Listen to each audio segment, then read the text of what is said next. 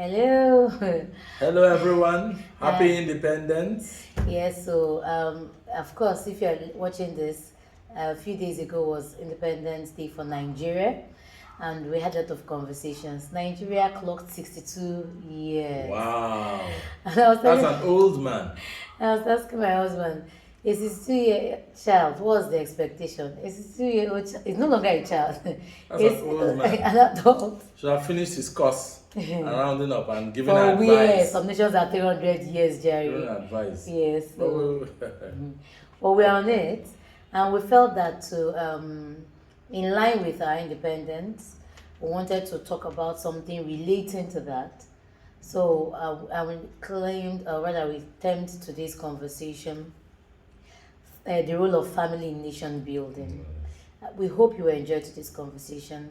But before we begin, remember, if it's your first time, comment. Wherever you're watching from, comment. Like, subscribe to Keepingmarriagealive initiative. This is our relationship clinic. Subscribe. Don't forget our social media platforms. We're on Facebook and Instagram as Keepingmarriagealive. We're on Twitter at 𝐓�KMA. And of course, can send us a WhatsApp chat +2347088765212. We can't wait to hear from you. We're super excited. So welcome. welcome everyone. We'd like to get your feedbacks. So welcome to this conversation. This is Angie and my husband. And I'm Rich. And we are discussing, as usual, this is our relationship clinic that comes to you every Friday. And we are discussing the role of family in nation building. So Just as we were saying, a 60-year-old man, what do you do with? You can't flog him. You can't punish him and say, kneel down, raise up your hands. So what do you do with a 60-year-old man when he's not performing? when he's not performing. For in nature's course, it's nearly a no-no. But in nation building years, I think the only way is to go back and begin to change the mindset. Go back to the drawing board, have a vision, have a plan, a strategy to execute, and watch and execute it.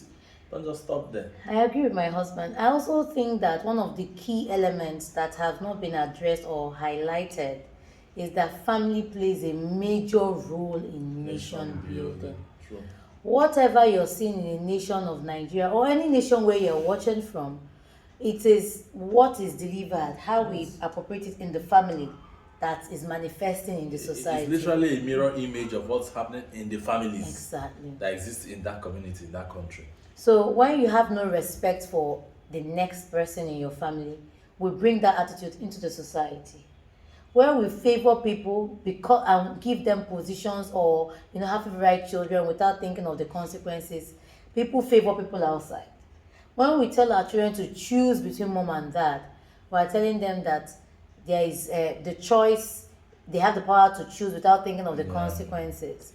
So, when we encourage shortcuts in getting things done, everybody wants to do shortcuts. and when you sit down and you speak, and that major thing is the way you value your nation.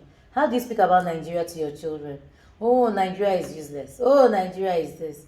And your child begins to believe that, yes, Nigeria is not where it should be. But in having this conversation, if you must have the conversation of where Nigeria is today, you must also have the conversation of what solutions we hold in our hands that we can apply. And as a family, I think the family role has been relegated. Just get married, have children. No. In time past, I think people got married to strengthen, especially the upper class, to strengthen the community, strengthen their businesses. Marriage was very intentional. Now we have the choice of choosing who we want to marry and children we want to bring into the world. And we don't even understand that those choices and how we train them will affect the communities we live in. They surely do affect the community you live in. There must be some bonding, there must be some teamwork. Yes, the family is the epitome of teamwork. You have to learn it from there.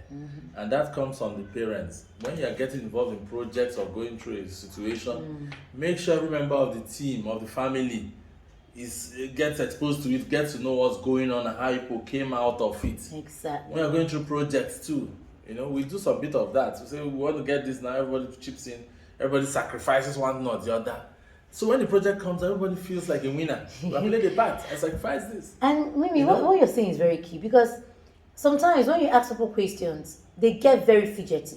Because in their minds, when they're their parents, how can you ask your parents question? Who are you? Who you be?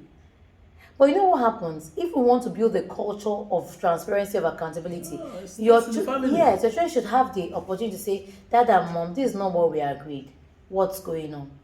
And we have to ask ourselves as parents, what kind of society do we want?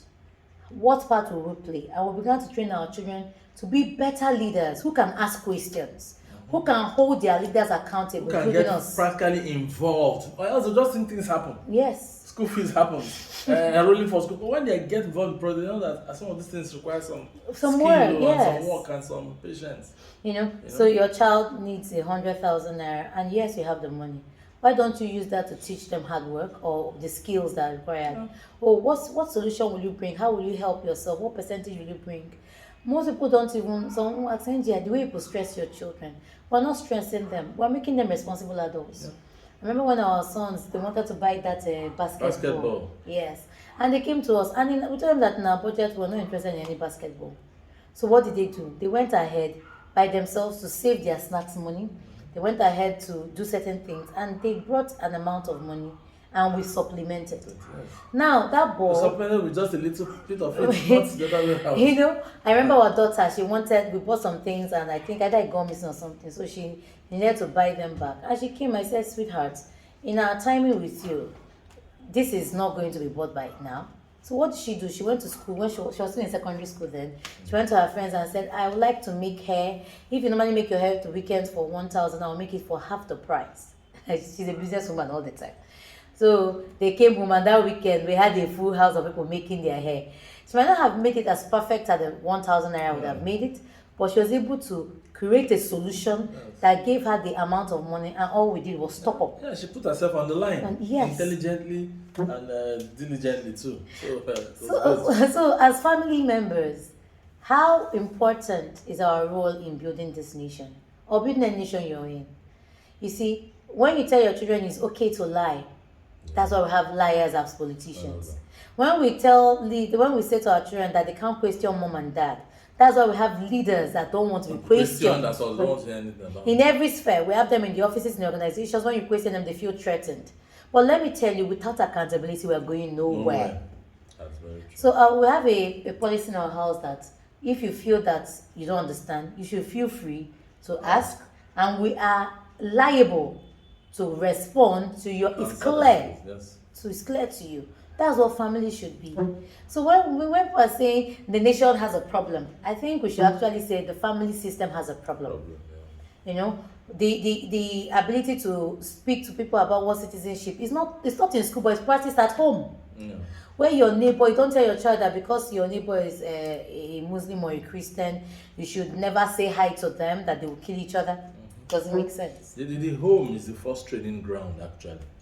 And that's why they said home training. Yes. We cannot overemphasize that. Most people these days, home training, the quality of that home training, it's lacking. It's not up to date. So we need to go back to training our children, training our, home training and being accountable, be free, express ourselves freely before them. They not only learn what we tell them, but they learn more importantly what they see us do. So I have some philosophy for some people is that leadership is where you are not asked and you can do anything and get away with it. No. You see, in Nigeria, anybody in power runs one way. That's the surefire. Mm-hmm. They break the rules that they set because it was broken in the family. So people grew up with this mindset that if I become a leader, exempted from the problem. No. If we want a Nigeria, a nation that is accountable, we must begin to say that the rules we set at home, we must comply to them. And you see, the family unit is where you set rules, values, ethics. Yes. That's why they're taught those things. Not to cheat, not to lie, not to steal. How to greet your elders, how to relate with people. Yes, those things are taught clearly in the home. Before you go to school and it's expanded. I agree with you. Experiment it, In short, when you were saying something, I talked about gender bias. When we talk about how guys treat the ladies in the society, it's from home. Yes, if the father cannot treat the wife well, If the mother cannot speak to the husband well, we have a gender issue. So we carry these mentalities and we showcase them. If you can we all stop and I ask everyone to please list the ills you see in the society. Compare them to the ills you have in your family. You see, there are one and two. Exactly. So, do we want a change? The change begins with you and I playing our part in the family, creating a system that really works, and therefore this is translated in the community and society we belong to. Exactly. And building anything, no matter whatever it is, requires effort, requires planning, requires carrying people together, cause us to see the same thing we are building. But all that must start from the home. You must build your home first. Then your children will be nation builders. Because you've seen building being done. Exactly. You know? Projects together. I want to ask everyone a question. What's your vision as a family? Have you been able to be clear to every family member? What's your mission? The steps you are willing to take to achieve that vision? Yeah, when last did a project with your family members and succeed? And you see, one more unique thing the family does in building things is this. That's a shelter for when you fail. You know, at times look at failure as the worst thing that's ever happened, or someone has not failed anything. The very first time we will fail, we look like, hope I've not disappointed everybody. But that's why you can welcome the person and say, okay, let's learn from that failure. It's the safest place, actually. I remember just last weekend, I contested for a campaign and I lost. And when I came home, it was because at home we've created a safe haven. So I shared how I felt and we all talked about it. And the support system was there. And it was like nothing really happened. But imagine creating a place where I tell people that if they are not perfect, they can't reign, they can't become. No. You know? In real world out there, it's not like that. We all know that. So when you tell your child that if they fail, there's a problem, what you're telling them that they must win at all costs. But when you tell them that the winning is in the process, not in the goal, you see people becoming and changing. So I want to ask every parent here, when last did you teach financial literacy as a parent? What kind of leader do you want to see in the society? How are you playing your part in making this come to pass? So you can answer these questions. We might not build the nation we desire. So as much as we are complaining about our leaders, maybe it's time to look inwards. How have we led our families? How have we led our homes? You know? How transparent and accountable are you? Are we a good example of a leader? So that's all about, you know. I wanted to give them an assignment. Do you mind? I wanted to give you an assignment. The year is running through. It's just 3 months to the end of the year. I want to ask everyone listening, do you have a vision statement? What are the goals you set out to do this year? Have you accomplished them? And if you don't accomplish all, do you come out to talk about it and plan the ones you will carry over to next year, the ones you will discard? This is how families are run. They are simple, they are plain, and we're able to have a judicial system, even in the family system, where people can speak freely and know that justice or right of hearing, that is what they are saying, should be. So we have a conversation in our house that all voices matter, from the little to the biggest, and every one of us really do matter. I mean, what's your final words to everybody? We have to go back, start from our home. That's the foundation. Lay the foundation. Begin to build, carry our children along and teach them how to build things. The failure, the success, the characters, the ethics, the morals. Begin to guide them, school them from there. So when they come out into the larger world, they just replicate what they've learned. It becomes easier. They follow through. You know, we must teach that. I agree with my husband. The change we are praying for, the change we are asking for, the Lord has given us all of us, every one of us comes from a family. We all have been given a platform to be more caring, to show teamwork, to show appreciation of another person who is different from you. Communication is taught at home, ethics and values, vision, financial literacy. Everything you truly desire for your child is or for you yourself. You're part of a family. So it's time we return back to the drawing board and say, my role, what is it? How do I play it in the family platform so that it can reflect in the society? Before we round up, I want to remind you, have you subscribed? Oh, no, subscribe, comment. Look at this thing holistically. And we say, don't forget that Keeping Marriage Alive, this is our YouTube channel, Keeping Marriage Alive Initiative. We're on Facebook and Instagram, Keeping Marriage Alive. Of course, we're on Twitter, 𝐓𝐇𝐄 𝐑𝐎HQ, And you can chat us on WhatsApp +2347088765212. There is a program we created for businesses called Habit Workshop. We felt that even the systems in the organization is being carried by habits we've learned at home. So we don't even have clear systems that can help propel our businesses in a better society. So we created a habit workshop, which will help in creating branding, communication, and accountability in businesses.